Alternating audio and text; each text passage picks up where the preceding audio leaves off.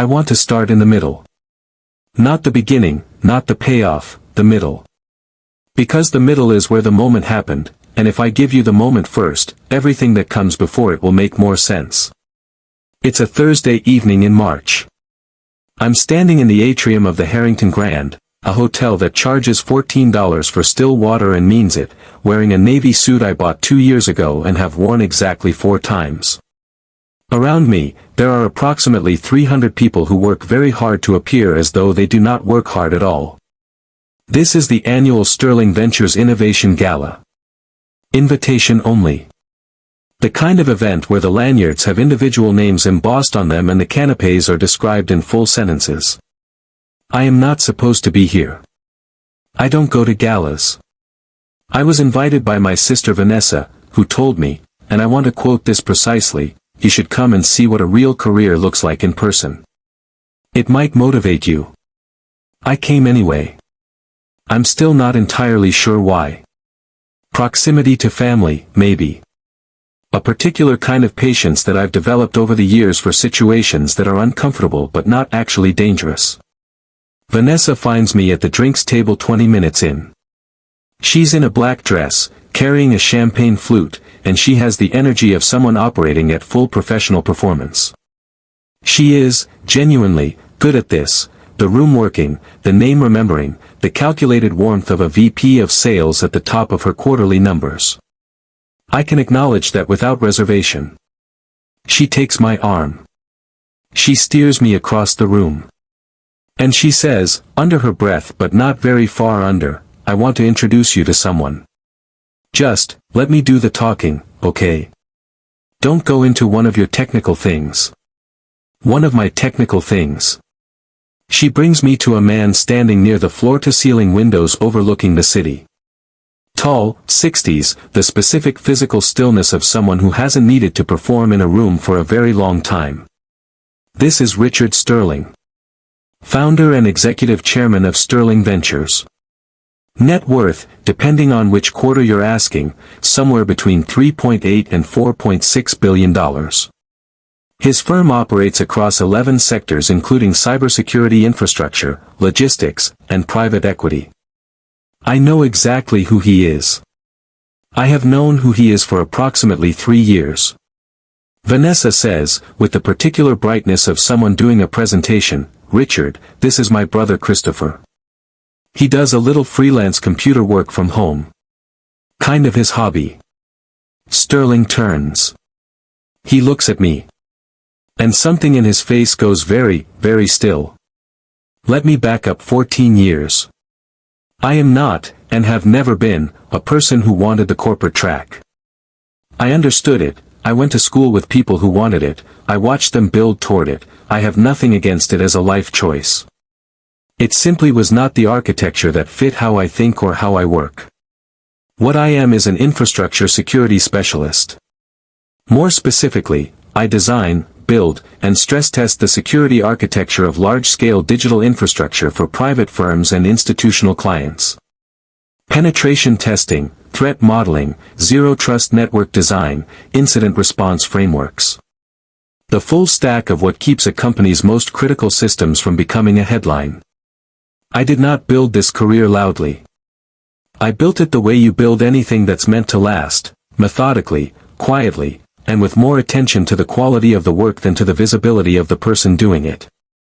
My firm, and I use that word deliberately, because it is a firm, not a hobby, operates under the name Nullpoint Advisory. We have no public website. No LinkedIn presence.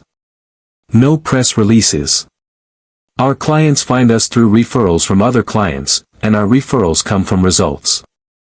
Nullpoint's client list, if I were to show it to you, would include 3 Fortune 500 firms, 2 sovereign wealth fund adjacent investment vehicles, and a number of high-net-worth private clients whose names I am contractually prevented from mentioning and personally disinclined to drop at parties. Our standard engagement begins at $400,000. Our retainer clients pay annually. I have 11 retainer clients. I live in a modest house. I drive a 7-year-old car. I do not post on social media. I wear plain clothes and I don't go to galas. My family, specifically my parents and my sister Vanessa, have interpreted this lifestyle as evidence of failure for as long as I can remember. I understand the logic. In the value system they operate in, visibility equals success. A VP title with a corner office is legible. A man who works from a home office with no Instagram account and drives a used car is not. Vanessa has been the most vocal interpreter of this narrative. For the past several years, at family dinners, holiday gatherings, and occasional phone calls with our parents that I'm told about secondhand, she has described me as unstable, unable to commit to a real career, still figuring it out, and, my personal favorite, reported to me by my mother with genuine concern, probably depressed, which would explain the isolation. I am not depressed. I am focused. These are different conditions that can superficially resemble each other. Here is the part of the background that matters most for what happened at the gala. Approximately 14 months before that Thursday evening, Sterling Ventures had a problem. A serious, technically sophisticated, nearly catastrophic problem. Their internal security team detected anomalous network behavior at 11 p.m. on a Wednesday, the early signature of what turned out to be a coordinated intrusion attempt targeting their private equity transaction infrastructure. The threat actor had been inside the perimeter for an estimated 6 days before detection. The potential exposure, based on the transaction data accessible from the compromised network segment, was later assessed at somewhere in the range of $500 million. They called their existing cybersecurity vendor first. That vendor's incident response team took 4 hours to mobilize and, upon review, recommended a full system shutdown pending forensic assessment, a recommendation that would have halted approximately $200 million in time-sensitive transactions scheduled for the following 48 hours. Sterling's CTO called NullPoint at 3 a.m. He had gotten our name from a contact at one of our existing clients. He was calm in the way people are calm when they have run out of the energy required for panic. I was on a video call with their team by 3:40 a.m. By 6 a.m., we had contained the intrusion, preserved all active transaction pipelines, and begun the forensic documentation required for their cyber insurance claim. By end of business Thursday, Sterling Ventures' infrastructure was clean, their transactions had settled on schedule, and the threat actor had been identified and reported to the appropriate federal contacts. I billed Sterling Ventures $2.2 million for that engagement. Their CTO sent me a handwritten note afterward. Richard Sterling sent a separate note 3 days later. He asked if I would be willing to establish an ongoing advisory relationship with the firm. I said yes. I also told him, in the spirit of full disclosure, that I had a sibling who worked in sales at one of the vendors his firm was evaluating for a separate contract. He noted it. He said it wouldn't affect his evaluation. He was, as it turned out, more right about that than I expected. I want to be fair to Vanessa, because fairness matters to me even when it's not reciprocated. She worked hard for her career. VP of sales at a legitimate tech firm by her mid-30s is not nothing. She has real skills, she is persuasive, she is organized, she reads rooms well, and she has the specific resilience required to build a sales career from the ground up in a competitive industry. I respect the work, genuinely. What I don't respect, what I have spent years absorbing without comment, is the sustained, low-grade campaign to define me as the family's cautionary tale. Let me give you the specific texture of it, because I think the specifics matter. 3 Christmases ago, Vanessa brought a colleague to our parents' house. Within 10 minutes of arrival, she had introduced me to this colleague as my brother who's still working out what he wants to do. I was 31. NullPoint had been operating for 4 years. 2 years ago, our mother told me, with genuine concern, not malice, because our mother is not a malicious person, that Vanessa had suggested I might benefit from talking to someone about my resistance to professional structure. This was communicated as care. It was sourced from Vanessa. 18 months ago, at a family dinner, Vanessa told me, directly, not through our parents, that she could probably get me an entry-level account manager role at her firm if I was ready to try something more stable. She said this in the specific tone of someone extending generosity. I thanked her and declined. 8 months ago, she called me to tell me she'd landed the Sterling Ventures account. She was genuinely excited, and I let her be excited, because I knew what that account meant for her numbers and I was not going to take that from her. She did not know, had no reason to know, that I had informally recommended her firm to Sterling's procurement team when they asked if I knew any reliable sales-side vendors in their sector. She called our mother that same night and said, "I finally got the big one. The one Christopher could never have gotten with his little computer hobby." My mother told me this. She thought it was funny. She didn't know it wasn't. If you quietly built the ladder your family was using to climb, maintained it, reinforced it, made sure it held, would you pull it away when they start kicking you in the face? Not out of anger. Not out of pettiness. Just out of the clean, rational recognition that a ladder is a resource, and resources have owners, and owners get to decide who uses them. Subscribe if you're moving in silence.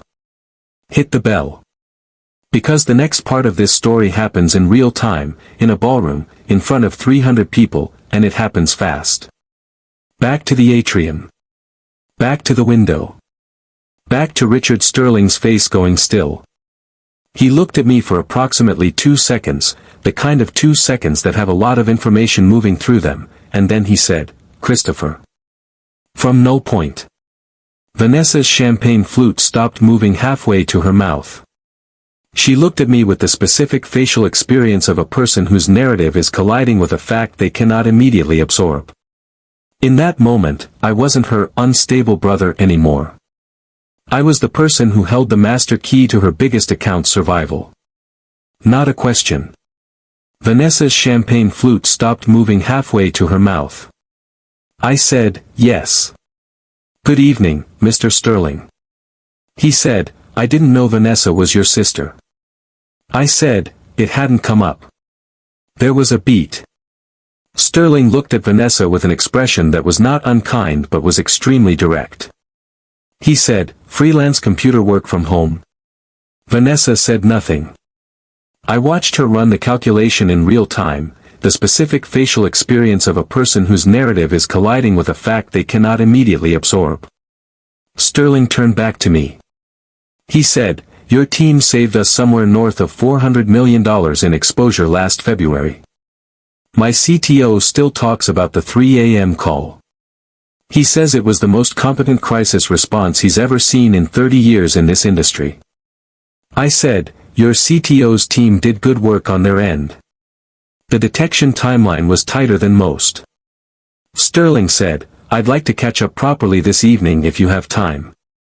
There's a network segmentation project we've been evaluating and I've been told the internal proposals are underwhelming." He paused. "Before that, I do want to ask you something directly, and I hope you'll take it in the spirit it's intended." I said, "Of course." He said, "You were the one who flagged Vanessa's firm to our procurement team last year. The informal recommendation. It was not a question either." Sterling had clearly done some internal archaeology. I said, "I was." He said, "We've had some performance concerns with that account over the last 2 quarters. Missed SLA benchmarks, 2 escalations that weren't handled at the appropriate level. I've been meaning to have a direct conversation about whether the relationship makes sense going forward. I'd value your honest read on it, given that you know the firm." I looked at Vanessa once. She was very still. I said, "I think that conversation is worth having." Sterling nodded. He said, "My team will reach out to yours Monday. And Christopher, I want to say this clearly, the work you did in February is not something we've forgotten. I'm glad you're here tonight." He shook my hand. He excused himself toward another cluster of guests. And Vanessa and I were left standing by the windows overlooking the city. She didn't say anything for a long moment. I want to be precise about my emotional state at this point, because I think it's easy to read a story like this and assume the protagonist is enjoying it. I wasn't enjoying it exactly. What I was experiencing was something more neutral, the specific feeling of a situation resolving into accuracy. Of something being correctly understood at last. Vanessa said, "Finally, you recommended us to Sterling. I said, yes. She said, you never told me. I said, no. She said, why? I thought about that for a moment.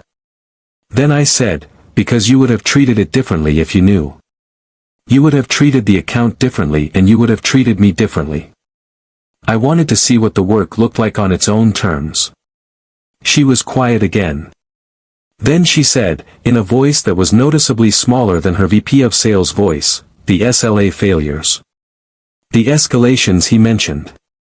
I said, I know about them. He flagged them to me informally 2 months ago. She said, 2 months ago. And you didn't. I said, I told him I'd look into the relationship and give him an honest read. That's what I'm doing. She said, Christopher. I said, Vanessa. I've sat across the table from you for 3 years while you told Mom and Dad I was unstable. I've smiled at your colleague introductions. I let you offer me an entry-level account manager role out of what I think you genuinely thought was kindness. I paused. I'm not angry. I want to be clear about that. But I think you should understand what the actual structure of the situation has been, because I don't think you've known. She said, what do you mean? I said, Sterling Ventures is your anchor account. It represents, what, 40% of your annual quota? She didn't answer, which was an answer. I said, that account exists because I made a phone call. The account has stayed active, despite 2 quarters of performance issues, because Sterling has been extending patience on the basis of our advisory relationship. If I withdraw my informal endorsement and tell him honestly that I can't speak to the firm's current service delivery capacity, that account goes to reevaluation. You know what that means for your numbers. She said, you wouldn't do that. I said, I haven't decided yet. That was the truest thing I said all evening. I want to tell you what I actually did, because I think it matters more than the dramatic version. I did not blow up Vanessa's career. I'm not built for that kind of collateral. There are things I'm capable of in a technical crisis that I am not capable of in a family one, and sustained, deliberate destruction of someone I grew up with is one of them. What I did was this. On Monday morning, I had a call with Sterling's team. I gave them an honest assessment of the service delivery issues I was aware of, recommended a formal review period with defined SLA benchmarks and a 60-day evaluation window, and told them that any decision about the relationship should be based on that window's performance, not on my recommendation in either direction. I withdrew the informal endorsement. I did not replace it with an informal condemnation. I made it neutral. I handed Sterling's team the framework and told them to use it. That is the most honest version of what withdrawing a recommendation looks like in practice. It means the account now lives or dies on the actual work. On the SLA benchmarks. On whether Vanessa's team can perform at the level a $4 billion client requires. That outcome is entirely in her hands. It always should have been. I spoke to Vanessa once more after the gala, about a week later. She called me. The conversation was different from most of our conversations, quieter, more careful. She asked me how long I'd been doing what I do. I told her. She asked me why I never said anything. I told her that I had tried, a few times, early on, and that the conversations hadn't gone anywhere, and that after a certain point I decided the work would speak louder than I could. She said, I told Mom you were depressed. I said, I know. She said, I think I was embarrassed. That you did things differently and it seemed like it was working and I didn't understand it. I said, I know that too. We talked for another 20 minutes. I don't know what the relationship becomes from here. That's a longer project than one phone call. But the conversation was real, and I think that matters. Here's what I want to leave you with. Moving in silence is not the same as being invisible. It's a choice about where you put your energy, into the signal, or into the noise. For 11 years I put it into the work. Into the 3 a.m. calls and the penetration testing frameworks and the forensic documentation that nobody outside the engagement ever saw. I let the people closest to me draw whatever conclusions they wanted from the surface of my life, because I didn't have the bandwidth to manage their perceptions and do the work simultaneously. The gala was not a plan. I did not go there to execute a reveal. I went because my sister invited me and I still, despite everything, show up when family calls. But when Richard Sterling said my name and the room recalibrated, I won't tell you I didn't feel it. That particular feeling of a thing snapping into correct alignment after years of being read wrong. I felt it. It was enough. If you're building something real right now, in a room nobody's looking at, in a language most people around you don't speak, keep going. The infrastructure always outlasts the noise. Subscribe if you're still in the silent phase. Leave a comment with one word that describes where you are in the build. I'll see you in the next one.